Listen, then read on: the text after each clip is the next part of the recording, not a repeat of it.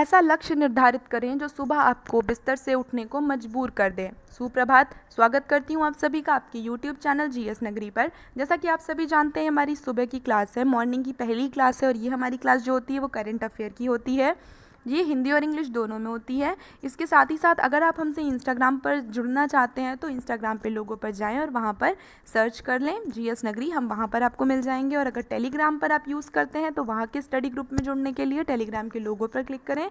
और अगर आप हमसे व्हाट्सएप पर जुड़ना चाहते हैं या फिर आपको कोई डाउट पूछना है तो आप हमें इस नंबर पर व्हाट्सएप कर सकते हैं 8090636447 पे। ठीक है। अगर आपको फेसबुक के ग्रुप में ऐड होना है तो आप फेसबुक के लोगो पर क्लिक करें या सर्च करें वहाँ पर जाके जीएस नगरी स्टडी ग्रुप। और एक चीज़ और है, आप सभी मुझसे मेरा नाम पूछ रहे थे तो मैं बता देती हूँ, मेरा नाम डॉक्टर स्मिता है। ठीक है, मैं पेशे से एक डॉक्टर हूँ। तो चलिए फिर हम लोग अपनी करंट को शुरू करते हैं। हमारी पहली करंट है Zaggle partners Visa for innovative payment solution of SMEs. Zaggle और वीज़ा ने पार्टनरशिप किया है। ठीक है, दोनों ने पार्टनरशिप किया है ताकि वो एक नया पेमेंट सोल्यूशन ला सकें जो हमारी मध्यम और सूक्ष्म इंडस्ट्रीज़ हैं उनके लिए, या फिर जो नए स्टार्टअप हो रहे हैं आत्मनिर्भर भारत के तहत, उनमें एक नई तरीके का प्रक्रिया ला सकें। ठीक है, नवाचार भुगतान की प्रक्रिया ला सकें। In order to launch innovative payment solution for small and medium enterprises, मैंने अभी आपको बताया एसएमईज़ के लिए और स्टार्टअप के लिए। ठीक है, इन ऑर्डर टू लॉन्च मतलब एक नई तरह की पहल लाए हैं ये नवाचार भुगतान की, जो समाधान करेगा किसके लिए, जो हमारी मध्यम और छोटी इंडस्ट्रीज़ हैं या फिर नए स्टार्टअप हो रहे हैं उनको पेमेंट करने में। ठीक है, अब फिनटेक स्टार्टअप जैगी जो है वो फिनटेक का स्टार्टअप है, उसने पार्टनरशिप की है पेमेंट टेक्नोलॉजी मेजर वीज़ा के साथ। ठीक है, भुगतान प्रौद्योगिकी प्रमुख वीज़ा के साथ में फिनटेक स्टार्टअप जैगी ने पार्टनरशिप की है। Both the companies will work toward enhancing the productivity and efficiency of SMEs and startup। ये दोनों कंपनी साथ में मिलकर काम करेंगी और उत्पादकता को बढ़ाएंगी और दक्षता को बढ़ाएंगी। पेमेंट की उत्पादकता और दक्षता को बढ़ाएंगी, जो कि बहुत ही ज़्यादा ज़रूरी है किसी भी इंडस्ट्री के स्टार्टअप के लिए या फिर जो एसएमईज़ हैं उनके स्टार्टअप के लिए। ठीक है, जो छोटी और मध्यम इंडस्ट्रीज़ हैं उनके स्टार्टअप के लिए बहुत ही ज़्यादा ज़रूरी है आसान तरह से कोई भी पेमेंट करना, भुगतान करना। ठीक है, तो ये दोनों कंपनी मिलकर के उत्पादकता और दक्षता को बढ़ाएंगी। They will also automate the process and reduce the cost simultaneously focusing easy and faster credit. ठीक है, ये लोग जो प्रक्रिया है उसको स्वचालित कर देंगी। ठीक है, वो खुद से प्रक्रिया होगी और रिड्यूस कर देंगी कॉस्ट को, मतलब जो लागत है उसको कम कर देंगी, जिसकी वजह से जो क्रेडिट है वो बहुत ही जल्दी मिल जाएगा और बहुत ही सस्ता मिल जाएगा। ठीक है, फास्टर एंड इजी क्रेडिट, और बहुत ही आसान शर्तों के साथ में वो क्रेडिट मिल जाया करेगा। The faster credit would be made available through a unique card which will have forex prepaid along with credit. ये जो क्रेडिट मिलेगा ये बहुत ही जल्दी, बहुत ही कम समय में मिल जाएगा। ये कैसे मिलेगा, एक अद्वितीय कार्ड बनाया जाएगा। ठीक है, एक यूनिक कार्ड, बहुत अलग सा एक कार्ड बनाया जाएगा जिसमें विदेशी मुद्रा का भी भुगतान हो सकेगा और प्रीपेड भी हो जाएगा और इसके साथ ही साथ क्रेडिट भी मिल जाएगा। ठीक है, तो ये पार्टनरशिप सबसे ज़्यादा फ़ायदा किसके लिए होने वाला है, जो नए स्टार्टअप्स होंगे या फिर जो नए एमएसएमईज़ की इंडस्ट्रीज शुरू होंगी। ठीक है, उनके लिए बहुत ही ज़्यादा फ़ायदेमंद होगा, उनको बहुत ही जल्दी क्रेडिट मिल जाएगा और यह प्रक्रिया स्वचालित होगी तो लागत भी कम लगेगी इसमें। ठीक है, आगे देखते हैं। The expertise of payment technology major Visa is the payment space will be leveraged by Jagger to co-create and build new solution for SMEs and hence will acquire new customers and merchants and get the latter's assistant for newer technology innovation। ठीक है, इसका मतलब है भुगतान स्थान में visa एक अहम बहुत ही एक्सपर्ट है। ठीक है, वो बहुत ही ज़्यादा अच्छा है, बहुत ही एक्सपर्ट है भुगतान स्थान में। उसने जो पार्टनरशिप की है वो जैगल के साथ की है, तो जैगल उसमें क्या काम करेगा, जो उसके भुगतान स्थान है वहाँ पर वो यानी जैगल वो क्रिएट करेगा। ठीक है, वो नए अपॉर्चुनिटीज़ लाएगा, नए सॉल्यूशंस, नए तरीके ढूंढेगा जिससे एसएमईज़ को यानी कि जो हमारी मध्यम उद्यम हैं और नए स्टार्टअप हैं उनको मदद करने के लिए नए सॉल्यूशंस ढूंढेगा जैगल वीज़ा के अंडर में। ठीक है, and hence will acquire new customers and merchant, जिसकी वजह से वो नए ग्राहकों को और नए मर्चेंट्स को या नए व्यापारियों को क्रेडिट देने में सक्षम होगा और उनको खुद से जोड़ेगा। And get the letters assistant, और जैगल वीज़ा को असिस्ट करेगा किस चीज़ में, नई टेक्नोलॉजी के इनोवेशन में, मतलब नए प्रौद्योगिकी नवचार में असिस्ट करेगा, मदद करेगा। Hence with this partnership the two companies aim to improve the working capital management of SMEs. इस पार्टनरशिप के साथ में दो कंपनी हैं जो वीज़ा और जैगल, ये दोनों इम्प्रूव करेंगी, सुधार करेंगी कार्यशील पूंजी प्रबंधन में, ठीक है, कार्यशील पूंजी प्रबंधन में सुधार करेंगी ये दोनों कंपनी साथ में मिलकर पार्टनरशिप करके। And will help them to optimise and improve their cash flow for their expensive business expenses, ठीक है, और इससे सभी व्यावसायिक खर्चों के लिए नकदी प्रवाह को अनुकूल बनाएंगी और उसको बेहतर बनाने में एक दूसरे की मदद करेंगी, ठीक है। ये दोनों दो कंपनीज़ हैं जैगल और वीज़ा, ये दोनों एक दूसरे की मदद करेंगी और जिससे नई सॉल्यूशंस, नए तरीके ढूंढे जाएंगे और नई तरह की प्रौद्योगिकी में नवाचार होगा, जिससे जो एसएमईज़ हैं या नए स्टार्टअप हैं उनको मदद मिलेगी और इससे नए ग्राहक और नए व्यापारी जुड़ सकेंगे, जिससे सभी व्यावसायिक खर्चों के लिए नकदी प्रवाह को अनुकूल और बेहतर बनाने में मदद मिलेगी, ठीक है। समझ में आ गया आप लोग को? आगे देखते हैं, अगली करंट है हमारी, फॉर्मर एससी जज ए.के. सीकरी इनॉग्रेट्स आईडीआरसी। पहले जान लीजिए आईडीआरसी क्या, आईडीआरसी का फुल फॉर्म है इंडियन डिस्प्यूट रिजोल्यूशन सेंटर। ये देखिए दिया हुआ है इंडियन डिस्प्यूट रिजोल्यूशन सेंटर, जिसको हिंदी में बोला जाएगा भारतीय विवाद समाधान केंद्र, ठीक है। Indian dispute resolution centre, dispute का मतलब विवाद होता है, रिजोल्यूशन का मतलब समाधान, सेंटर मतलब केंद्र, यानी भारतीय विवाद समाधान केंद्र। फॉर्मर सुप्रीम कोर्ट जज, ठीक है, पूर्व सुप्रीम कोर्ट के जो जज हैं जिनका नाम ए.के. सीकरी है, उन्होंने इनॉग्रेट किया है किसको, आईडीआरसी को, यानी भारतीय विवाद समाधान केंद्र को, ठीक है, उन्होंने उसका इनॉग्रेशन किया है।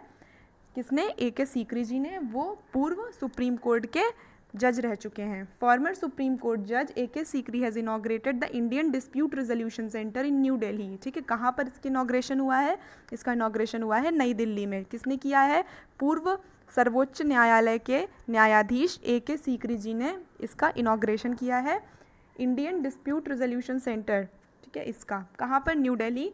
The centre provides a completely paperless dispute resolution environment. जो सेंटर है ये सुविधा देता है पूरी तरह से पेपर विहीन, ठीक है, पेपर विहीन किसी भी विवाद का समाधान निकालने का एक पर्यावरण देता है। यह सेंटर पेपरलेस है, मतलब पेपर विहीन किसी भी शिकायत का समाधान निकाला जाएगा, ठीक है। The centre offers offline also as an e alternative dispute resolution. ये जो सेंटर है ये ऑफलाइन तरह से भी किसी भी समस्या का समाधान निकालने की क्षमता रखता है through it's state of art E arbitration, ठीक है। ये अपने उस कला में बहुत ही ज़्यादा माहिर है, ठीक है, उस कला में भी ये किसी के भी समाधान निकाल सकता है, यानी न्याय दिला सकता है। E mediation and e conciliation software portal, ठीक है, एक सुलह पोर्टल बनाया गया है, ठीक है, ऑनलाइन सुलह पोर्टल बनाया गया है। E meditation and e conciliation software portal, ठीक है, e meditation and e conciliation मतलब सुलह के लिए ऑनलाइन सॉफ्टवेयर बनाया गया है, ठीक है। कहाँ पर, इंडियन डिस्प्यूट रिजोल्यूशन सेंटर, जो कहाँ पर स्थित है, न्यू दिल्ली में। ये वर्चुअल तरह से, मतलब ऑनलाइन अगर कोई शिकायत आई है तो उसका समाधान करेगा, ऑनलाइन विवादों का समाधान करने में सक्षम है, ठीक है। ये ऑल्टरनेट डिस्प्यूट रिजोल्यूशन मतलब वैकल्पिक विवाद, यहाँ पर वैकल्पिक विवाद समाधान करने की सुविधा उपलब्ध है, ठीक है। और ये कहाँ पर स्थित है, न्यू दिल्ली में। इसका इनॉग्रेशन किसने किया है, पूर्व सर्वोच्च न्यायालय के जज ए.के. सीकरी जी ने किया है, ठीक है। देख लीजिए इसमें इंपॉर्टेंट क्या क्या है, इसमें इंपॉर्टेंट ये है कि किसने इसका इनॉग्रेशन किया है, फॉर्मर सुप्रीम कोर्ट जज, यानी पूर्व सुप्रीम कोर्ट के न्यायाधीश जिनका नाम ए.के. सीकरी है, उन्होंने इसका उद्घाटन किया है। इनॉग्रेशन का मतलब उद्घाटन। और कहाँ पर ये स्थित है, न्यू दिल्ली में स्थित है। ये कम्प्लीटली यानी पूरी तरह से पेपर विहीन विवाद समाधान की प्रणाली देता है, एक पर्यावरण तैयार करता है जिसमें बिना पेपर के, बिना किसी कागज़ के किसी भी समाधान की सुनवाई हो सके, किसी भी विवाद की सुनवाई हो सके। The centre offers online also as e alternate dispute, ठीक है, ये एक ऑल्टरनेट डिस्प्यूट है, एक वैकल्पिक विवाद समाधान की सुविधा मुहैया करवाता है, ठीक है, ये ज़रूरी है इसमें, देख लीजिए।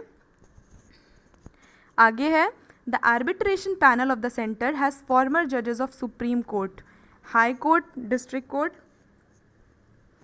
High court, district court, senior advocates, former bureaucrats and other, ठीक है। इसमें जो पैनल है, जो सुनवाई करता है, वो उसमें कौन कौन है, उसमें पुराने जजेस हैं, यानी पूर्व सुप्रीम कोर्ट के, पूर्व सर्वोच्च न्यायालय के जो जज रह चुके हैं वो हैं, हाई कोर्ट के जज रह चुके हैं वो हैं, और जिला कोर्ट जो होते हैं उनके जजेस हैं, और बहुत सारे सीनियर वकील हैं, ठीक है। फॉर्मर ब्यूरोक्रेट्स हैं, यानी कि पुराने औपचारिक नौकरशाह हैं, और अदर्स और अन्य हैं, ठीक है।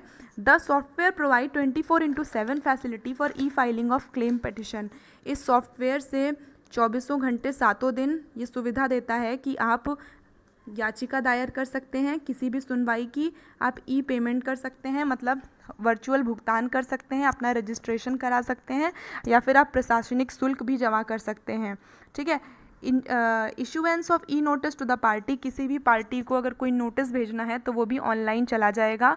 Virtual hearing on certified VC platform, ठीक है। वर्चुअल हियरिंग मतलब आभासी हियरिंग भी हो जाएगी, ऑनलाइन हियरिंग किसी भी केस की हो जाएगी इस प्लेटफॉर्म से, with option to poses virtual meeting in escape room when the proceedings are under way, ठीक है। इसमें ये भी ऑप्शन होता है कि आप वर्चुअल तरह से मीटिंग भी कर सकते हैं दूसरे रूम में, जब किसी भी केस की हियरिंग चल रही हो या फिर उसकी प्रोसीडिंग चल रही हो, मतलब केस की सुनवाई अगर चल रही है तब भी आप एस्केप रूम में जा कर के एक वर्चुअल मीटिंग कर सकते हैं, मतलब ऑनलाइन मीटिंग कर सकते हैं, ठीक है।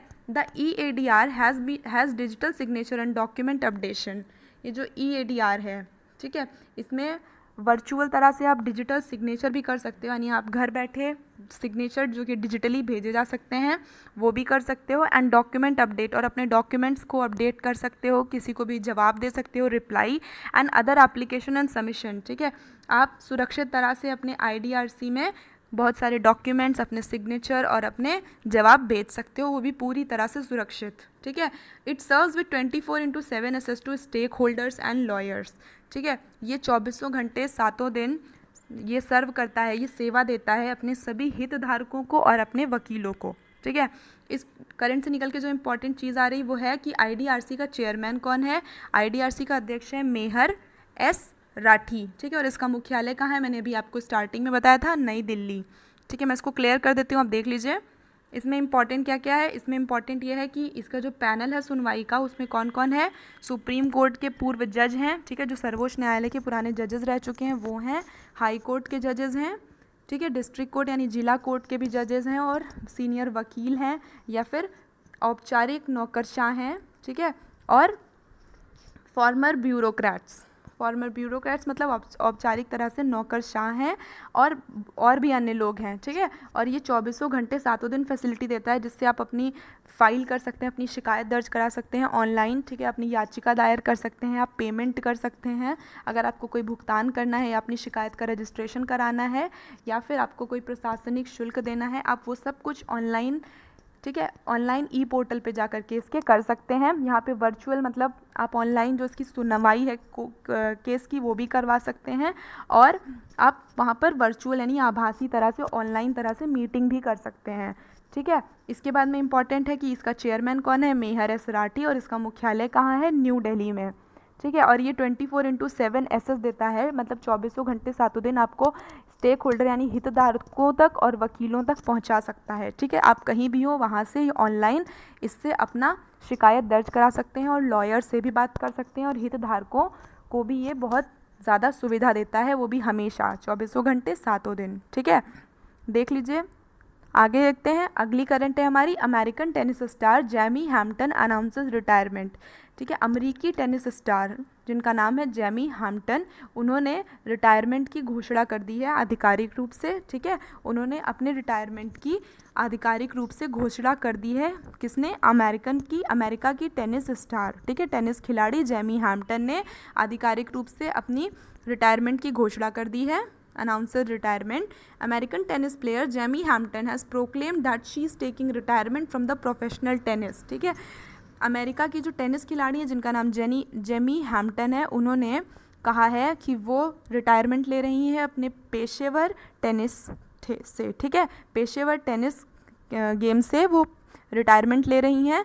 Farmer world top 25 player played the last official match, ठीक है, ये जो पुराने पिछला वर्ल्ड कप हुआ था उसमें 25 player played her last official match 6 year ago when she was ranked 24th in the world, ठीक है। इसके पहले जो वर्ल्ड का टॉप 25 प्लेयर्स का लास्ट ऑफिशियल मैच हुआ था, आधिकारिक मैच हुआ था आज से 6 साल पहले।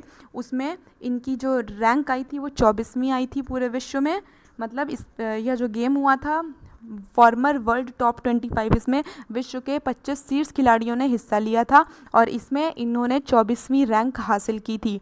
The right handed player then suffered numerous injuries. उस वक्त इस दाहिने हाथ की खिलाड़ी को बहुत ज़्यादा चोटें आ गई थी, बहुत ही ज़्यादा बुरी तरह से घायल हो गई थी and was unable to play against Venus William in semifinal of ASB classic in Auckland in 2040। और उसके बाद में इन चोटों की वजह से, इन इंजरीज़ की, इन घावों की वजह से वो मैच नहीं खेल पाई थी। जो इनका मैच था वीनस विलियम के खिलाफ, सेमीफाइनल था जो इनको खेलना था, वो नहीं खेल पाई थी।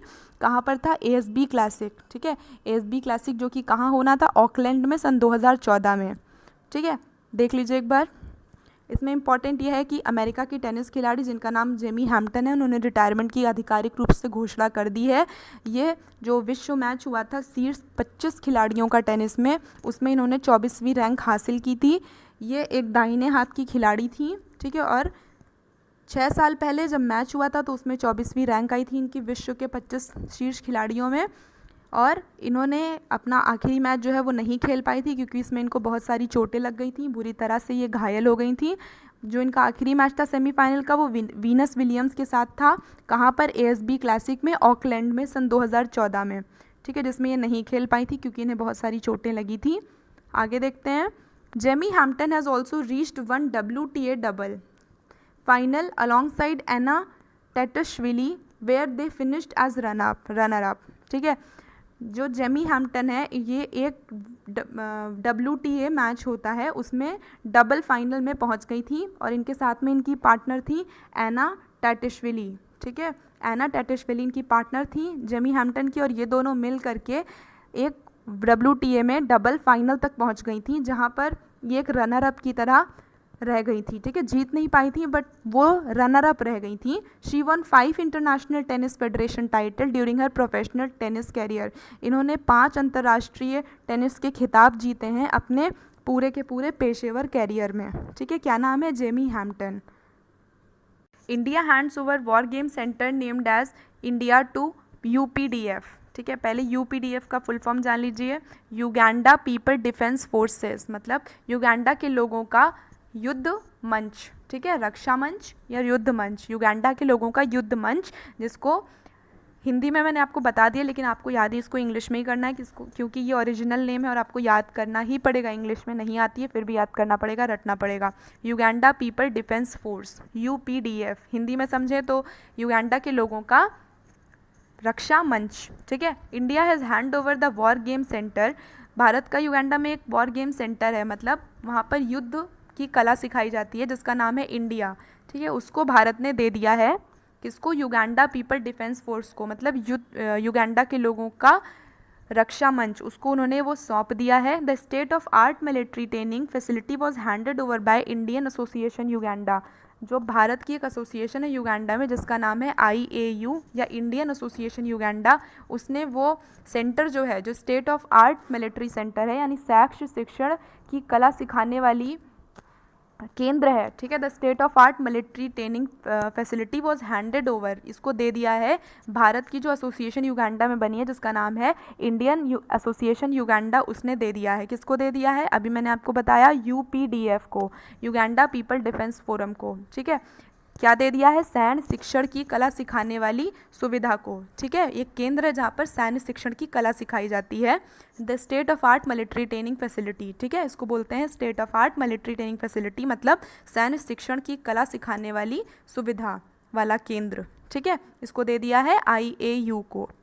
Association with India's military advisory and training team to UPDF, किसके साथ मिल करके? इंडियन एसोसिएशन युगांडा, जो भारत की एसोसिएशन युगांडा में है, उसने Indian military advisory and training team, मतलब भारतीय सैन्य सलाहकार एवं प्रशिक्षण टीम के साथ मिल करके इसको युगांडा पीपल डिफेंस फोरम को दे दिया है। मैं इसको क्लियर कर देती हूँ, आप एक बार देख लीजिए।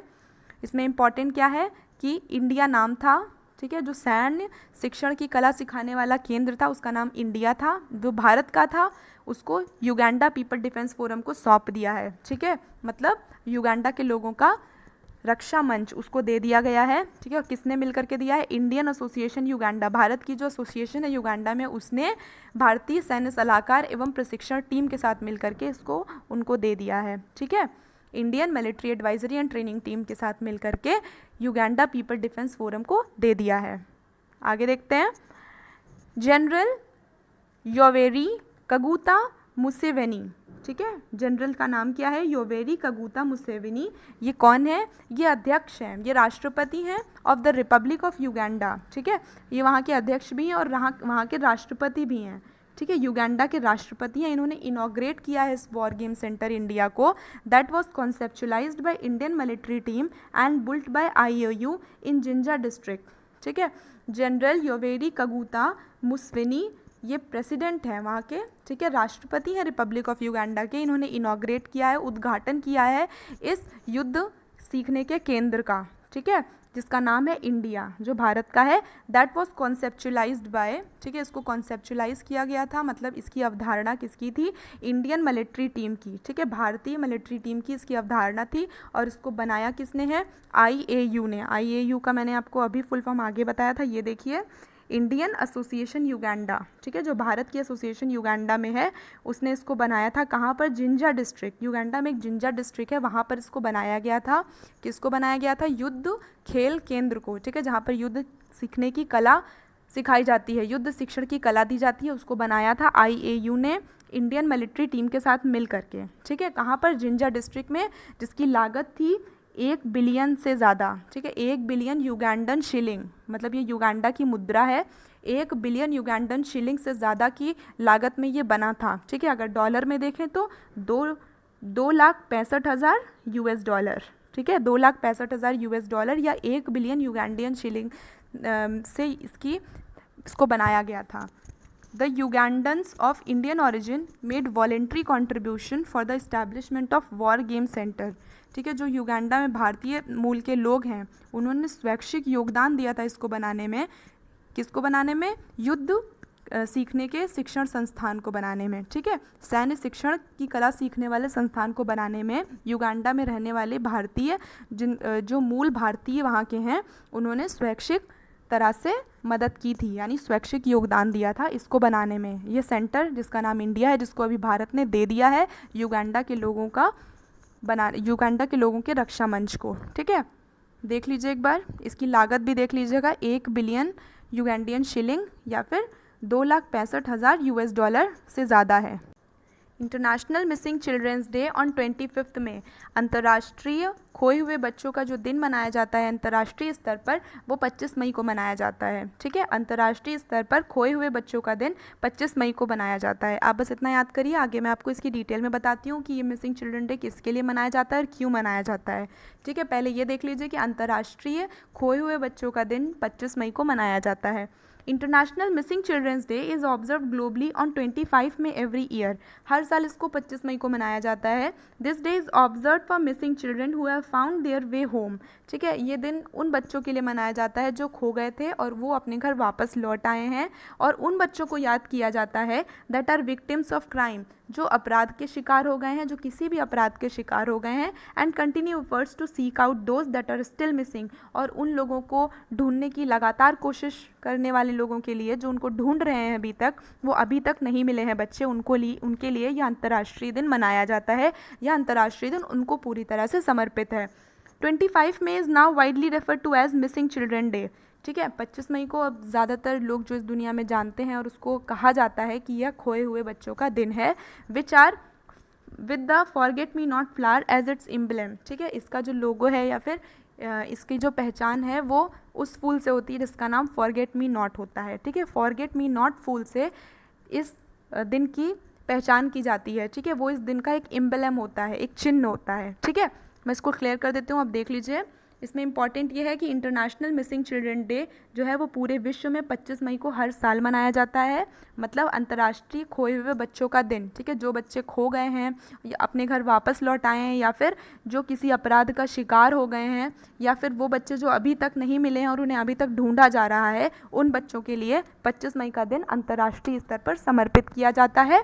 ठीक है, और इसमें इंपॉर्टेंट ये है कि इसका इम्बलम क्या है, मतलब इसका चिन्ह क्या है, फॉरगेट मी नॉट फ्लावर। ठीक है, जो फूल है फॉरगेट मी नॉट वो इसका चिन्ह है। ठीक है, ये करने के लिए ये चिन्ह इसलिए बनाया गया है कि इन बच्चों को हम अभी तक भूले नहीं हैं और इन्हें अभी तक ढूंढा जा रहा है, या फिर वो बच्चे जो किसी अपराध का शिकार हो गए हैं। ठीक है, आगे देखते हैं।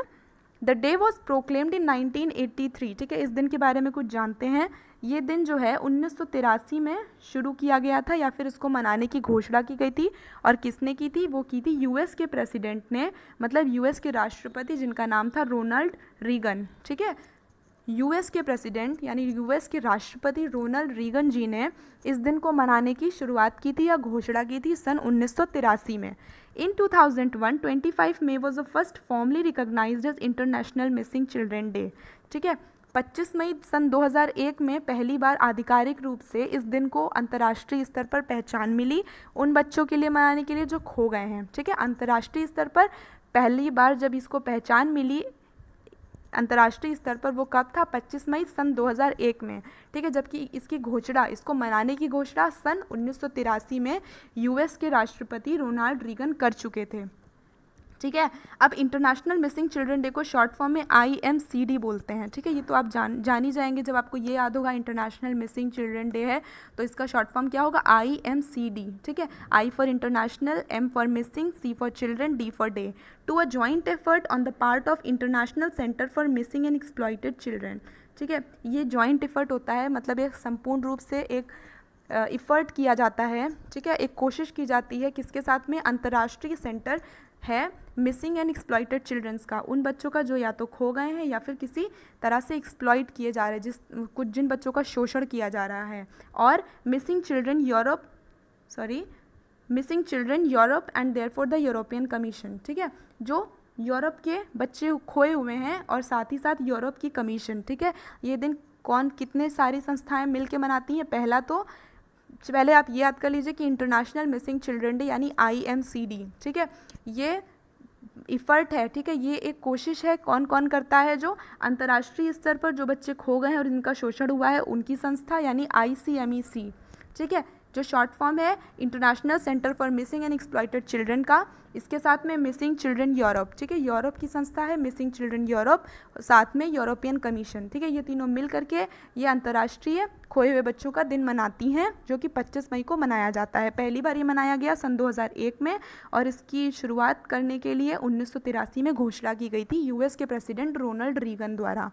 अब इस करंट से निकल के दो चीज़ें जो इंपॉर्टेंट आ रही हैं कि इस जो ये international centre for missing and exploited children है, मतलब अंतर्राष्ट्रीय सेंटर है खोए हुए बच्चों का या शोषित किए हुए बच्चों का, वो कहाँ पर है? उसके हेडक्वार्टर अलेक्जेंड्रिया वर्जीनिया US में। ठीक है, अलेक्जेंड्रिया वर्जीनिया यूनाइटेड स्टेट में। ठीक है, और इसके चेयरमैन कौन है? Doctor Franz B Humer. ठीक है, डॉक्टर फ्रांस बी ह्यूमर इसके चेयरमैन हैं, इसके अध्यक्ष हैं, और इसके हेडक्वार्टर्स हैं यानी मुख्यालय है अलेक्जेंड्रिया वर्जीनिया यूनाइटेड स्टेट में। ठीक है, देख लीजिए, समझ में आ गया होगा आप लोगों को। अगर नहीं आया तो कमेंट सेशन में बताइए, मैं आपको एक्सप्लेन करूँगी दोबारा से। आगे है अगली करंट हमारी, जापानीज़ प्रो रेसलर हाना किमुरा पास्ड अवे। जापान की रेसलर हैं। ठीक है, मतलब ये रेसलिंग करती हैं, लड़ाई करती हैं, हाना किमुरा। ठीक है, इनकी डेथ हो गई है। जापानीज़ प्रो रेसलर, ये बहुत ही अच्छी रेसलर थी, कुश्ती करती थी। इनका नाम था हाना किमुरा, इनकी मृत्यु हो गई है। जापानीज़ प्रोफेशनल रेसलर, ठीक है, ये पेशेवर खिलाड़ी थी। ठीक है, पेशेवर कुश्ती करने वाली महिला थी जापान की, जिनका नाम था हाना किमुरा। इनकी डेथ हो गई। She has passed away. She von first title at the Japan pro wrestling. इनको पहली बार जो एक पेशेवर तरह से कुश्ती करने के लिए जो टाइटल मिला था वो कहाँ मिला था? जापान प्रो रेसलिंग, जिसको शॉर्ट फॉर्म में JWP बोला जाता है। ठीक है, उसके जूनियर में 2016 में। ठीक है, जापान प्रो रेसलिंग के जूनियर प्रतियोगिता में सन 2016 में इनको पहली बार पेशेवर कुश्ती करने का टाइटल मिला था, ठीक है। और शी ज्वाइंड स्टारडम इन 2019, उसके बाद में इन्होंने स्टारडम को ज्वाइन किया, उसमें हिस्सा लिया सन 2019 में।